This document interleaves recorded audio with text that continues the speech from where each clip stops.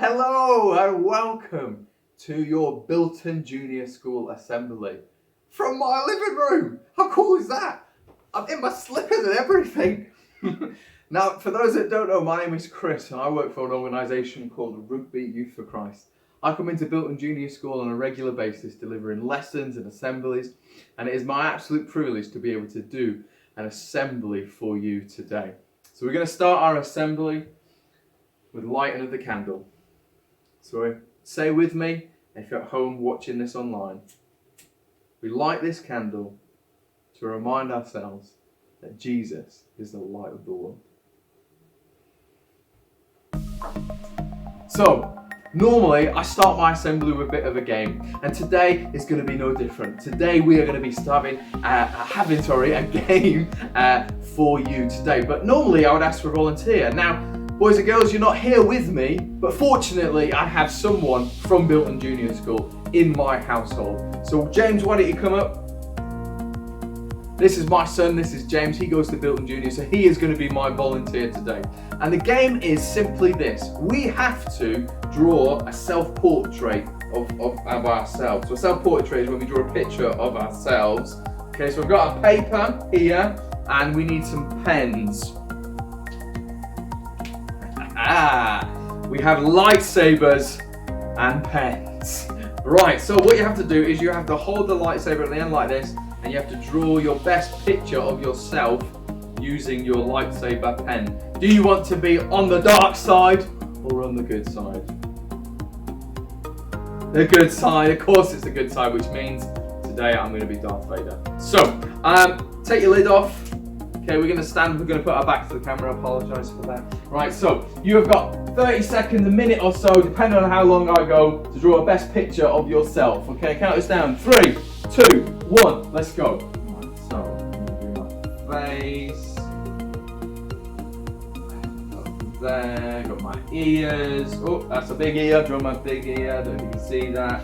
How you getting on, James? Doing alright? You look like a Ninja Turtle.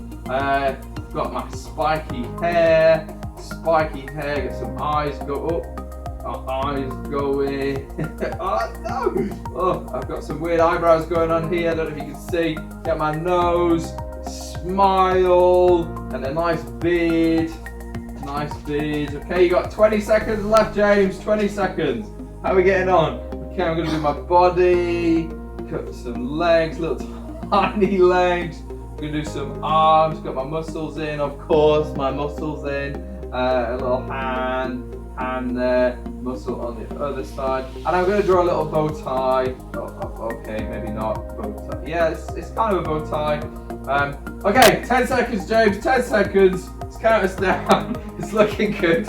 Let's get some shoes on, 5, 4, 3, 2, 1, and Stop drawing.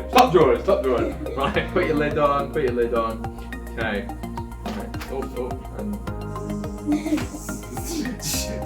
Right, okay, let's show everyone our pictures. Okay, this is my picture, my self-portrait. What do we think? Look, do you see the resemblance? Yeah, this is good. I like this. This is really good. Muscles, shoes. That was my bow tie. I don't know how that kind of went. That was good. James, let's see your picture. Here. Right, this is good. This is James's. I think he kind of he's captured himself beautifully. You know, he looks really, really good in this. Come on, let's stand by so we can just capture. There we go. Look at that. That is good. Why are we doing this? Well, I'm about to tell you. Why don't you take a look at this? So, what was that all about? So you might have been sitting there thinking, drawing a self-portrait? Easy, no problem. But then we had to find out that you had to draw it with a pen on the end of a lightsaber, and you could only hold the end of a lightsaber. All of a sudden it becomes a different ballgame. The situation has changed. And often when situations change, when things get taken away from us, when things get a little bit harder or tougher, suddenly we understand and we appreciate and we're grateful for what we had in the first place. I remember being in Africa in the middle of nowhere, and I hadn't realised it. At night time they didn't have any street lights. I remember walking out and being in total darkness. And I remember standing there and all of a sudden, not having street lights made me really thankful and appreciative of the street lights that I have back at home. I don't know if you've ever had an Xbox taken away because you've been in trouble, or you've been grounded. I don't know whether you've had your break time taken away from you, or I don't know. But when we get things taken away from us, suddenly we're really thankful and appreciative for those things. We're in a situation at the moment, aren't we, where lots of things have been taken away from us, where situations have changed, circumstances have changed. We're not at school anymore, we're not able to see friends and family, we're having to work at home and self-isolate and self-distance, and it's all a little bit tough. But actually, in those tough times, suddenly we're really appreciative of those things. I really miss not being able to hug Mum and Dad at the moment because they're far away. I really miss not being able to see my friends and family other than on a screen. I really miss not being able to go to church. I really miss lots of different things, and suddenly I'm appreciative and thankful for lots of things. In the Bible it says this: in the midst of everything, be always giving thanks, for this is God's perfect plan for you in Christ Jesus. See, being thankful, showing appreciation is an amazing thing, but I think now more than ever we need it. It's part of God's plan for our lives to be thankful, giving thanks. And I want to encourage each and every one of you today to be giving thanks. Saying thanks to your parents, saying thanks to whoever may be looking after you, giving thanks and being thankful with an attitude, a thankful attitude, is a really important thing. It could be that you write a note. It could be that you draw a picture and stick it on your front door or your window.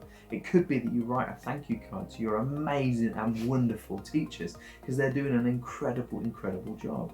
It could be that when we do the clap thing for the NHS, I think it's on Thursday nights, that we stand out there and we make so much noise and we give loads of thanks to our NHS workers. They're doing a fantastic, fantastic job. See, giving thanks is a really important thing. Even psychologists have noted that when we're thankful and we give thanks, it helps our mental health. It reduces stress. It changes our attitude. Giving thanks is part of what God has for each and every one of you. So today, in the midst of these difficult circumstances and situations where things have changed and got taken away from us, let's appreciate all the things that we have and all the things that we've got right now in this moment, and actually say thank you. I'm going to pray. So why don't you close your eyes, bow your heads and pray with me. Heavenly Father, I thank you so much for what we have. Lord, today I want to give you thanks for many, many things. We thank you for our teachers. We thank you for the amazing work that they're doing. We thank you for our NHS workers and incredible, incredible sacrificial work that they're doing. Lord, we thank you for them. Lord God, we thank you for the food that's on our table. We thank you for one another. We thank you for so, so much. And Lord, in this season of Easter, we thank you for Jesus. We thank you, Lord God, for sending your Son for each and every one of us, for that love that you have for us, so that we're forgiven for those things that we do wrong. So we bless you and we give thanks and praise. In Jesus' name, amen. Guys, thanks very much for joining me. I look forward to seeing you soon, whether that is in another virtual assembly or it's face-to-face when we're all back at school.